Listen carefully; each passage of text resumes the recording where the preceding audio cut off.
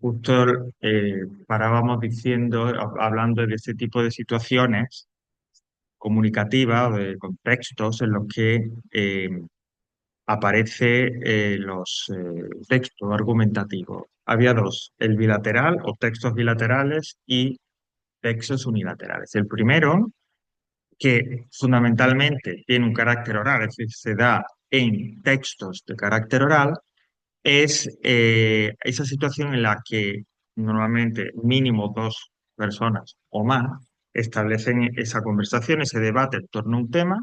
Primero una de ellas expresa su opinión y sus argumentos, a continuación la otra persona expresa su opinión y sus argumentos. De repente la primera, la que había intervenido al principio, intenta rebatir esos argumentos, desacredita esos argumentos, hacer presentar o presentar que esos argumentos no son válidos, e interviene. Igualmente vuelve ahora a intervenir la segunda persona, haciendo lo mismo con su contraargumentación, contrarrespuestas, etcétera, etcétera, ¿vale? En cualquier caso, este tipo de textos y de situaciones comunicativas hacen que esa argumentación, en definitiva, hacen que el texto argumentativo que se va construyendo a medida que va progresando la situación a medida que va avanzando, porque es, como digo, espontáneo, oral, etcétera, son situaciones además en las que eh, son dinámicas, pasionales, podríamos decir, en cierta forma. Es quizás la situación en donde el texto argumentativo y todo lo que lo rodea se muestra o se lleva a cabo, se realiza de una manera, como digo, más viva, más dinámica, ¿no? En cambio, en los llamados textos unilaterales, ese tipo de situaciones es diferente. Los tiempos, sobre todo hay una diferencia en cuanto a la presencia y al tiempo de los participantes, ¿no? Normalmente, este tipo de textos, digo, vamos a hacer un ejemplo y a partir de ese ejemplo se va a ver un poquito más claro.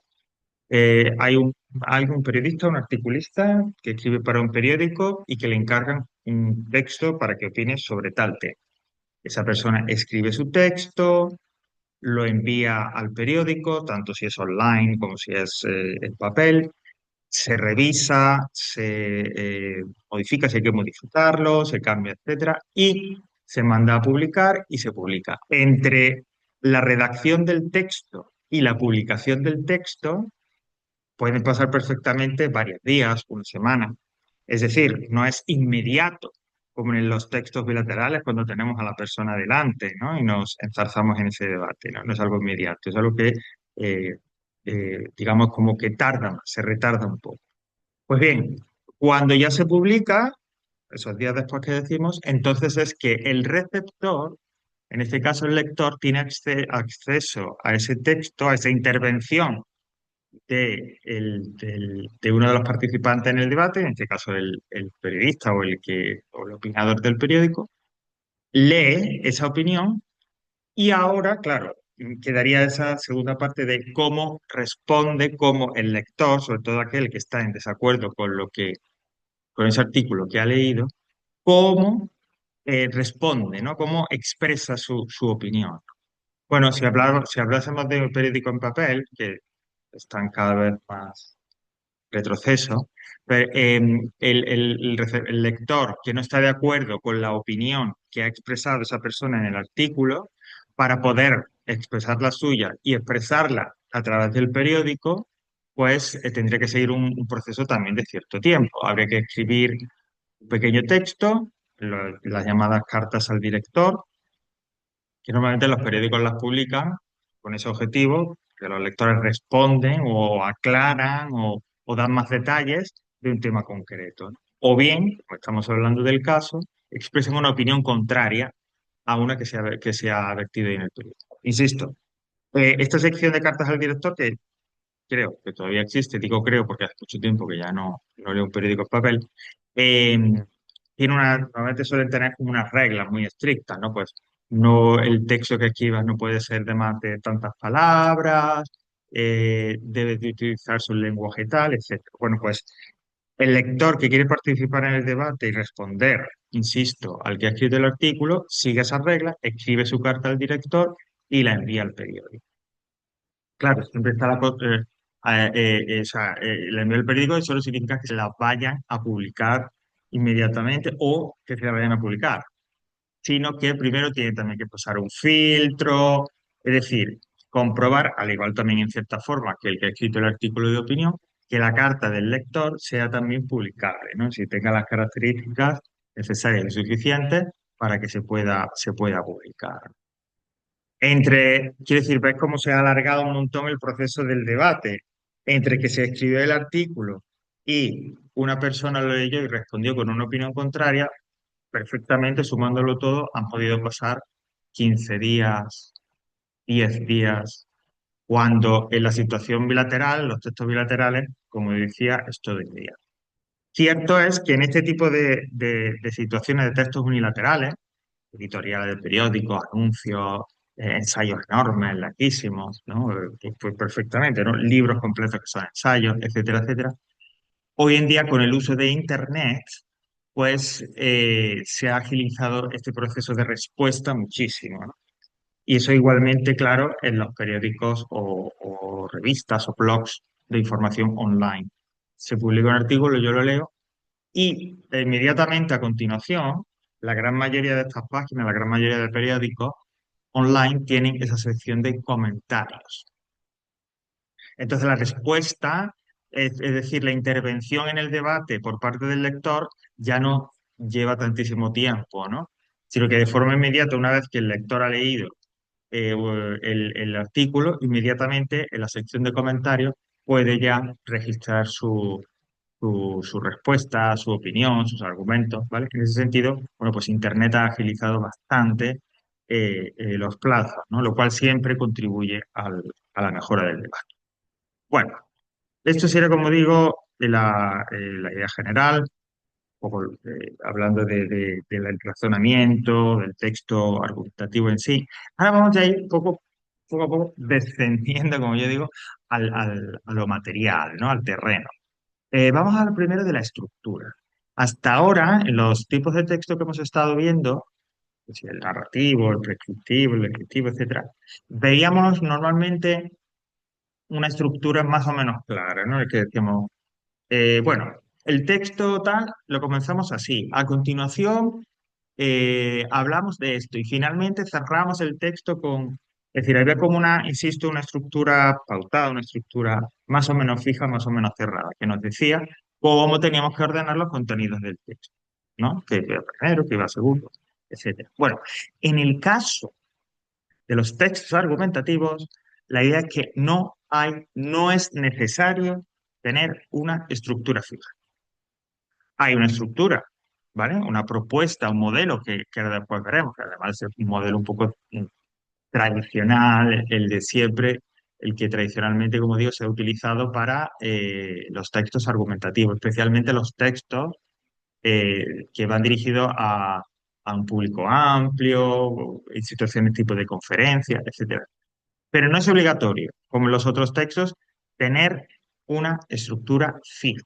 Hay mucho más libertad en eso, en la distribución de los contenidos, en cómo los ordeno. Ahora, eso sí, sí te va a pedir el texto argumentativo, sí te va a pedir dos condiciones, ¿no? O que tú ordenes el texto como tú quieras, pero eh, ese texto, todo texto argumentativo, para que sea tal cual, para que sea texto argumentativo, tiene que tener, insisto, la estructura que queramos, pero dos elementos fijos, que son la tesis, es decir, la opinión, lo que tú opinas sobre el tema del que se está hablando, y lo que llaman ahí cuerpo argumentativo o las razones o los argumentos que apoyan esa opinión. Tesis y cuerpo argumentativo siempre tienen que estar presentes. Si no está, evidentemente no es un texto argumentativo, es otra cosa. Si no hay una opinión y los argumentos con los que se defiende esa opinión, pues insisto, hablaremos de otro tipo de texto, ¿no? Como dice ahí, esa tesis, esa opinión puede aparecer donde nos dé la gana, al principio, en medio, al final del texto, se puede repetir como se quiera, ¿no? E igual con los argumentos, ¿no? También pueden tener diferentes posiciones, también depende de dónde vaya la tesis, claro está. Y puede ser argumentos, como ya hemos dicho, muy variados, ¿no? Adaptados al receptor, al tema, etcétera, etcétera. Aunque estoy diciendo que realmente esa estructura del texto argumentativo es bastante libre, entre comillas, ¿no? Flexible. Si, digamos, fuéramos más allá de lo que somos conscientes y nos fijásemos en el cerebro, ¿qué pasa cuando nos dicen escribe un texto argumentativo o cuando yo participo en una conversación, en un debate, ¿no? Pues bien, en general, simplificando bastante, la mente, insisto, aunque el receptor, el emisor no sea consciente de ello, no seamos conscientes de ello, digo, la mente organizaría ese texto argumentativo de una de las dos maneras que vamos a ver. A grandes rasgos, insisto, simplificando mucho, de esta manera que vamos a decir aquí, de estas dos maneras de las que vamos a decir, es como, insisto, la mente organizaría un texto argumentativo. El llamado a través de un procedimiento inductivo o un procedimiento deductivo. Y me atrevería a decir que cualquier tipo de texto argumentativo, sea de 5 líneas, sea de 350 páginas, reduciéndolo a lo esencial, encajaría en una de estas dos, posiblemente de estas dos formas, ¿no? De organizarse, de estas dos formas de presentar la información.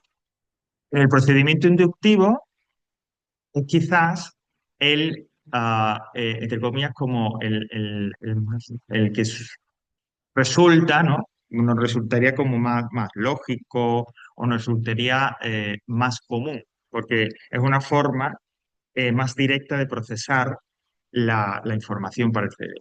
¿En qué consistiría este procedimiento inductivo? En el que primero, perdón, no sería, es lo real.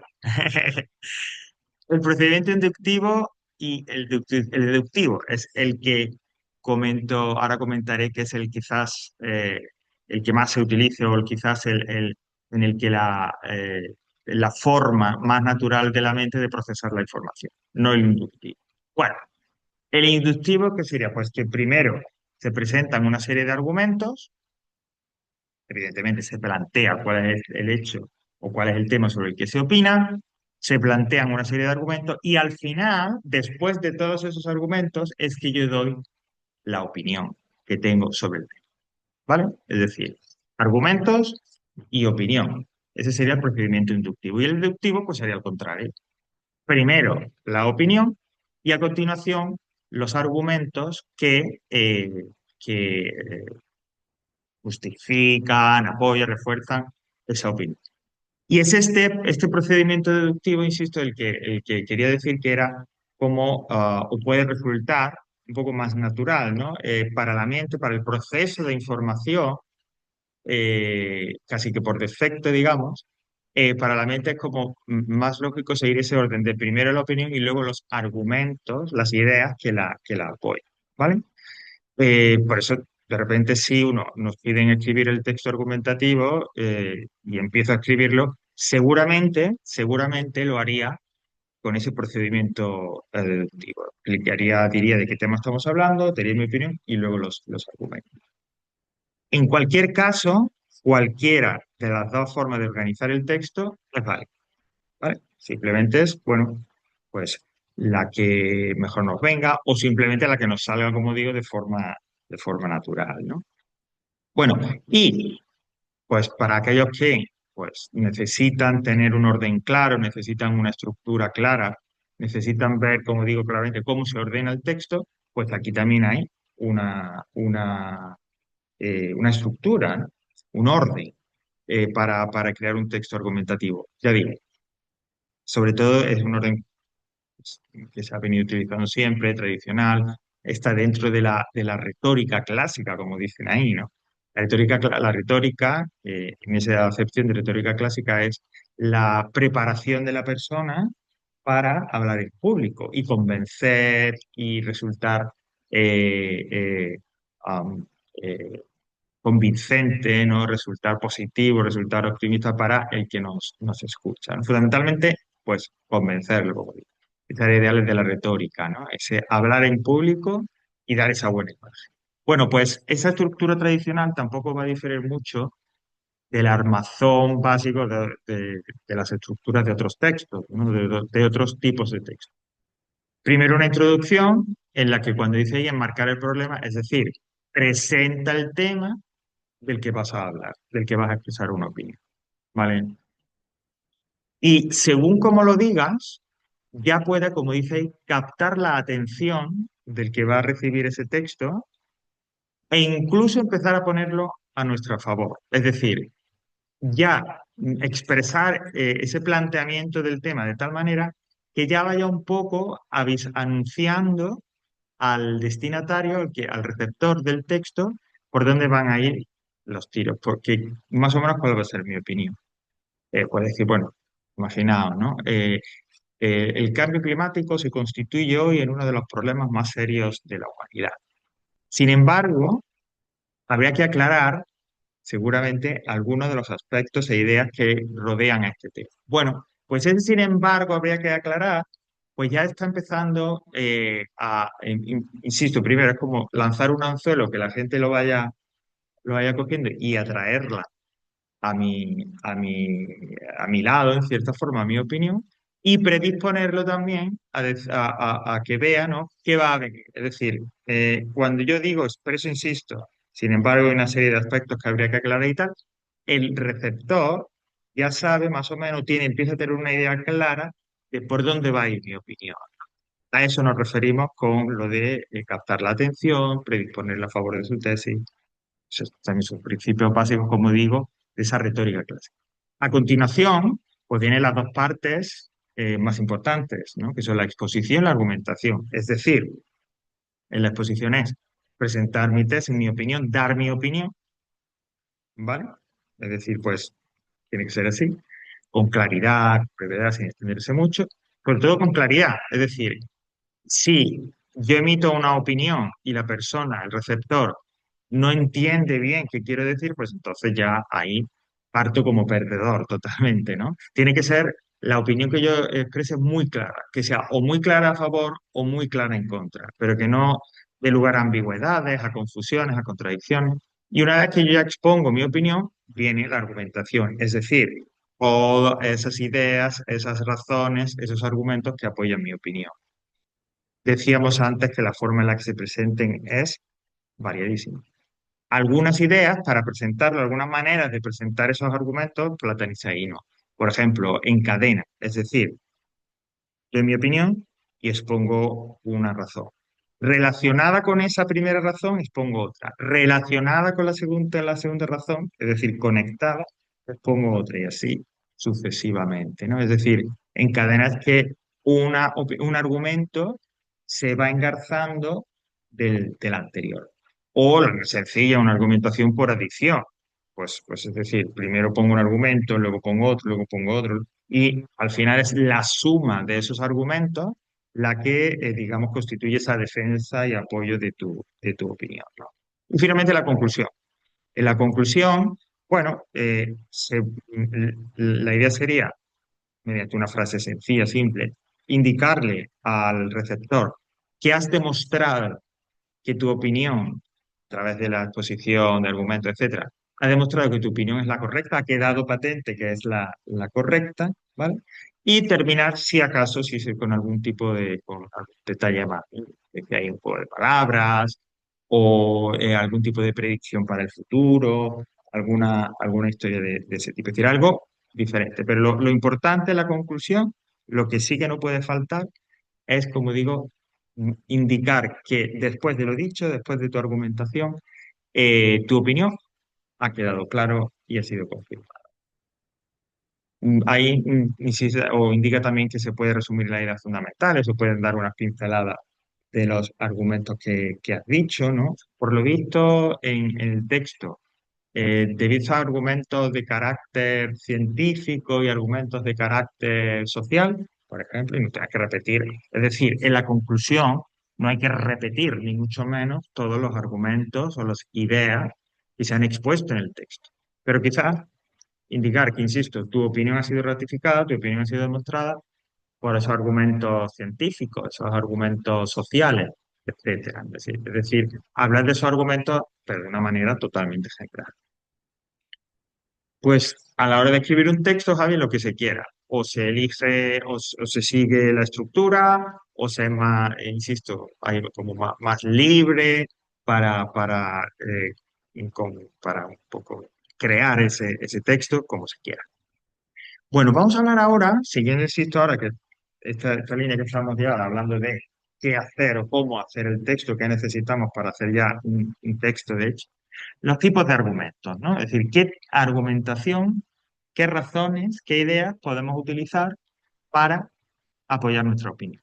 Eh, bueno, no sería difícil imaginar que hay montones, ¿no? De clasificaciones, montones de tipos de argumentos, categorías súper detalladas, pero bueno, como eso no es ni lo que nos interesa ni lo que nos hace falta, se ha reducido a cuatro categorías, más o menos yo creo que o sea, comprensible, ¿no? Porque muchas veces esas historias con las argumentación, con las categorías y demás, es que hay tantas que al final uno se pierde. Bueno, aquí hay cuatro y más o menos se asumen y quedan claros. El primero, o la primera, mejor dicho, son los llamados argumentos objetivos, que nos conecta con lo que comentábamos al principio de cómo aquí intentar hacer parecer que mi opinión sea objetiva y no una opinión mía solo.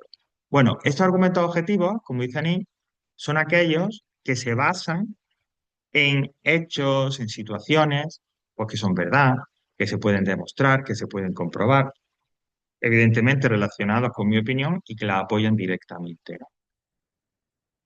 Este tipo de argumentos objetivos, insisto, verdad, lo que son ciertos, que tienen un carácter muchas veces científico, estadísticas, cifras, etcétera, si se utiliza porque nos vienen bien para demostrar nuestra opinión, pues le dan una gran fuerza, le dan esa idea de objetividad a la opinión que nosotros estamos expresando, ¿no? Porque no es solo que yo opine eso, sino que hay una serie de, pues eso, no sé, pruebas, de estadísticas, de datos, de información objetiva y fehaciente que me permite a mí, como digo, presentar ese argumento, esa opinión como objetiva y por lo tanto como fuerte. Fijaos, el paro en el mes de julio descendió, ya que el porcentaje de personas desempleadas pasó del 10% al 8%. Ya que el porcentaje pasó del 10 al 8, es un argumento objetivo. Eso hay una estadística, unos informes, pues siempre lógicamente que uno conceda la veracidad de decir que uno crea que esos informes, esas estadísticas son ciertas, bueno, pues si es así, evidentemente el paro ha descendido, porque del diez se pasó al 8, eso es impepinable, ¿no? Por lo tanto, es un argumento, insisto, que da fuerza, a mi opinión. Luego, habría ya un poco el detalle en qué sector es mejor, en qué sector es peor, por qué ha descendido, por qué no, etcétera, etcétera. Pero como argumento tal para una conversación, para un texto argumentativo, los argumentos objetivos son buenos. También lo pueden ser los argumentos racionales, que aquí en los argumentos racionales, digamos, hay un poco como un cajón desastre de varias cosas, pero yo lo vamos a centrar al hablar de argumentos racionales en dos elementos, en dos aspectos, de cómo presentar o cómo organizar ese argumento. Cuando hablamos de argumentos racionales, pues son argumentos lógicamente que se basan en lo que es lógico, en lo que es razonable, ¿no? En lo que digamos más o menos todos entendemos como que es lo que tiene que ser. Pues bien, este tipo de argumentos racionales se puede presentar o bien a través de un razonamiento, a través de una frase de causa y efecto, o a través de una comparación entre dos situaciones parecidas, entre dos personas, etcétera, etcétera. Es decir, los argumentos racionales para nosotros se van a mover entre uno y otro. O bien una oración, insisto, de causa-efecto, o bien una comparación entre dos elementos, ¿no? Dos personas, dos hechos, dos situaciones, lo que sea. Si yo digo, es evidente que llegarán más cayucos desde África, y eso es una opinión, la opinión, la tesis. Perdón. Y a continuación paso al razonamiento, a la argumentación. Y diría, el buen tiempo permite que la travesía por el mar sea más fácil. Es decir, hay una causa, el buen tiempo, que permite una consecuencia, o que tiene una consecuencia, un efecto, que es que, por lo tanto, la travesía por mar sea más fácil. Entonces, ese argumento lógico, esa causa-efecto, me sirve a mí para apoyar la opinión de que va a haber más inmigración, más cayucos desde ahora. ¿Vale? Ese es el argumento o los argumentos racionales. Los argumentos de autoridad, bueno, pues son aquellos que utilizamos para apoyar nuestra opinión y que se basan tales ideas, tales argumentos en, digamos, una persona o una institución o una asociación de prestigio, que tiene autoridad, que tiene prestigio en el tema del que estamos hablando y que por lo tanto, si opinan como yo, si ese argumento hace ver al que me escucha o me lee que están de acuerdo, que esa autoridad, que ese elemento de prestigio está de acuerdo con lo que yo opino, pues lógicamente vuelven a darle mucha fuerza, ¿no? A lo que estamos hablando, ¿no? Eh, por ejemplo, ¿no? Estamos hablando de una receta. Entonces hay, pues, un interviniente en el debate que dice, bueno, pues yo a esa receta le pongo tal alimento. Y otro interviniente dice, no, no, no, no, estás totalmente equivocado, eso estropea el plato. Hay que ponerle tal, porque es lo que Arguiñano siempre dice cuando prepara esta receta. Y el argumento que yo estoy utilizando para decir que esa opinión de que eh, de que el alimento que se puede poner es el que yo digo y no el tuyo, se apoya en alguien tan conocedor del tema después de tantísimos años que lleva como cocinero en televisión, como Arguiñano, ¿no? Entonces hay ahí un prestigio, una autoridad, que insisto, si yo la utilizo para apoyar mi opinión, igualmente le da mucha fuerza. Veis que todo siempre, sea el argumento que sea, el tipo de argumento que sea, siempre la idea es dar fuerza a la opinión que yo exprese, ¿vale? Y por último, los argumentos afectivos. Bueno, los argumentos afectivos, y esto es opinión personal, hoy estoy, precisamente que estamos hablando de opiniones, estoy yo muy de opinión personal, son quizás de los más efectivos para hacer a otra persona que se convenza de tu opinión y también de los más peligrosos. Los argumentos afectivos no es ni más ni menos que utilizar la expresión o recurrir a una emoción, a un sentimiento, a un estado de ánimo para apoyar la opinión que tú estás defendiendo. ¿Mm? Puedes intentar a través de la simpatía, de la pena, de la admiración, del miedo, de la nostalgia. Es decir, provocar eso, hacer que el lector o el receptor oral, no digamos el que te escucha, eh, hacer que sientan esas emociones como, insisto, refuerzo, apoyo de lo que opinas es un argumento, es un tipo de razonamiento, mejor dicho, un tipo de argumento muy, muy poderoso, porque si, insisto, si la opinión que tú has expresado viene apoyada por la nostalgia, o por el temor, o por la inseguridad, o por la pena, o por la admiración, eso le da, quizás, en mi opinión, insisto, mucha más fuerza todavía que otros argumentos, ¿no? Dice, el dinero donado por tantas personas ayudará a todas aquellas familias desgarradas por el dolor de la pérdida de sus seres queridos y amenazadas por un hambre terrible. Es decir, mira, mi opinión es que es bueno donar, porque si no, imagínate que esas familias ahí que están doloridas y tal, o sea, que te lo están sufriendo, ¿no? Con ese desgarro tan fuerte, o que están amenazadas también por el hambre, un hambre terrible. A través, en este caso, ¿no? De esos trucos del lenguaje, de forma de expresar la argumentación, las ideas que apoyan tu opinión, es decir, esa apelación, esa llamada a los sentimientos, ese intento de provocar esa reacción emocional en el lector, porque claro, el lector lee eso y dice, ¿verdad? Pobres, con los niños que seguramente habrá que no tengan para comer, que hayan perdido un montón de gente. Dono dinero. Es decir, provocar o agitar las emociones es bastante efectivo. Y ahí me lleva un poco a las justificaciones de que decía de por qué pienso que son los argumentos más peligrosos. Los argumentos afectivos, las razones, las ideas que se relacionan con las emociones, los sentimientos, etcétera, son irracionales. Es decir, no hay lógica. Cuando se siente algo, esa emoción, ese sentimiento no tiene ni tiene por qué tener lógica alguna. Es muchas veces una respuesta inmediata del cuerpo o de la mente o del corazón, es lo que queramos decir. Precisamente como no se razonan, no se discuten, no se critican, pueden servir precisamente como argumentos de una tesis o de una opinión, pueden servir para movilizar y manipular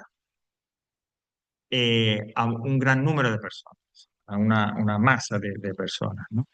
Es decir, de manipular, porque ese sentimiento que tú creas, que a lo mejor no debería, ¿por qué? Es decir, un sentimiento, una emoción que no tiene por qué relacionarse, ni tiene por qué ser verdad, mejor dicho, relacionada con el tema, con la opinión que estás expresando, pero si tú consigues que el lector o que el que te escucha sienta esa emoción para que opine como tú, ahí está ganado mucho. Ser capaz de movilizar y ser capaz, como digo, de manipular, ¿no?, a muchísima gente, a un amplio público y por lo tanto de conseguir ciertos fines que no tienen por qué ser a veces positivos. La historia, y digo la historia tal cual, está llena de muchos de este tipo de excesos y de argumentaciones. Bueno, pues estos serían los cuatro tipos de argumentos, ¿no? Y ya para finalizar, vamos a hablar un poco de cuando yo redacto un texto, ¿no? Eh, ¿Cómo tiene que funcionar ese texto? ¿Qué características, aparte del lenguaje, de la estructura, etcétera, debe de tener y debo de respetar? Bueno, eh, evidentemente, como decíamos al principio, yo tengo que tener en cuenta cuál es el destinatario, quién se lo dirige y cuál es la situación. Y según eso yo adapto todo el texto, el tono, el estilo insisto, a la persona a la que me dirijo. Pero en cualquier caso, da igual la situación que sea, el texto tiene que ser coherente, es decir, que no haya contradicciones, que yo al leerlo, puesto que está todo bien estructurado, bien ordenado, con opiniones y con argumentos lógicos, se entienda bien, que no se contradiga nada. Es decir, que el texto sea coherente, que el texto sea claro, lo hemos dicho antes. Si un texto argumentativo, especialmente a la hora de expresar la opinión, no es claro, el lector o el que escucha no es capaz de entender cuál es la opinión que el emisor está dando, pues entonces no tiene sentido. Por eso, como dice, hay que comprender esa opinión. Los argumentos también tienen que estar expresados, ser sencillos y expresados de una manera clara, directa, también sencilla. El hecho de que todo esté bien ordenado, de que haya una división en párrafos, de que a lo mejor tengas una opinión, dos argumentos y pasas a otro párrafo, otros dos argumentos. Es decir, el hecho de que haya un orden, una estructura, contribuye a eso, contribuye a que el texto, a la claridad, a que sea un texto claro. Y por último, la influencia afectiva, es decir, utilizar lo que llamamos los trucos del lenguaje, pues como dice ahí, ¿no? Las figuras retóricas, las metáforas, los símbolos, las imágenes, las exclamaciones. Utilizar todos estos recursos del lenguaje para llamar la atención del lector, removerlo ahí un poco por dentro y que ponga atención y se convenza de que nuestra opinión es la correcta. ¿Sí? Por eso se utilizan también, como digo, esos trucos, y lo que yo suelo llamar trucos del lenguaje, que son las llamadas figuras retóricas. Y más o menos aquí está al final, diciendo que bueno, lo hemos comentado un poco de pasada, pero que el texto argumentativo se puede presentar en mil y una formas, ¿no? Libros largos, ensayos, artículos de opinión, el debate con el compañero, etcétera, etcétera. Bueno, pues esto sería en cuanto a la teoría en sí. Y volviendo, bueno, como siempre, un poco qué material extra de consulta, nunca de obligación, de realización obligatoria, nunca. Tenéis aquí, bueno, pues primero tenemos este tutorial, ¿no? Que bueno, esto es si realmente a alguien pues le ha interesado mucho o de repente lo necesita, crear un texto de este tipo para algo que no tiene que ser únicamente la tarea de aquí del aula virtual, sino que lo necesita pues no sé, para su trabajo o para un trabajo, etcétera, etcétera. Bueno, pues este tutorial profundiza bastante más, o profundiza más, tampoco vamos a decir tal, en los textos argumentativos, ¿no? En esa argumentación y demás. Luego, en la parte final de esta sección, pues ahí tenemos parte de la teoría, tenemos dos archivos con textos argumentativos para practicar. El primero dice práctica texto argumentativo 2 con solucionario. Ahí tenéis el texto, las preguntas o las actividades y la solución, las respuestas correctas. Y el siguiente, práctica texto argumentativo, pues se nos presenta un texto con actividades, pero para, si queréis, si lo llegarais a hacer y queréis un poco saber cuáles son esa respuesta correcta, el comentario correcto de ese texto, aquí tenéis donde dice vídeo solucionario de ejemplo del texto argumentativo. Es decir, ese segundo archivo PDF, ese práctica de texto argumentativo, hace ya bastante tiempo, bastantes cursos, se vio aquí en clase, se comentó, se analizó, y ese resultado, esa respuesta correcta de ese análisis se grabó y lo tenéis ahí en el caso de que lo necesitéis. Y un poco más, porque, am, bueno, perdón, está aquí el del profesor. Eh, Vamos a ver cuál es el ejercicio correspondiente, ¿no? Dentro de- aunque bueno, ya pasó la fecha y tal, pero bueno, no pasa nada por revelarlo de alguna manera, repasarlo.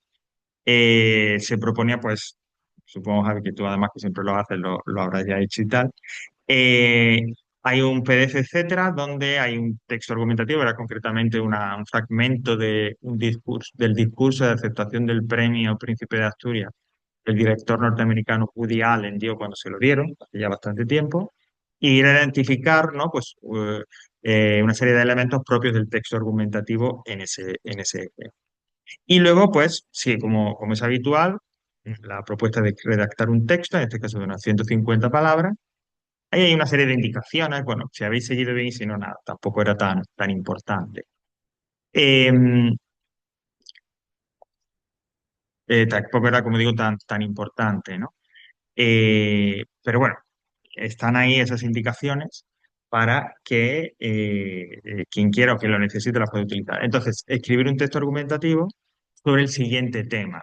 ¿Se debería prohibir la venta y consumo de alimentos y bebidas malos para la salud? Por ejemplo, los refrescos, los dulces, la bollería, las pizzas, etcétera. Bueno, pues es un tema que habrá gente a favor o gente en contra, ¿no? Pues se trata de crear ese texto, torno a unas 150 palabras como mucho, donde expresáis vuestra opinión y los argumentos que apoyan esa opinión. ¿Vale? Bueno, pues esto sería en cuanto al texto argumentativo.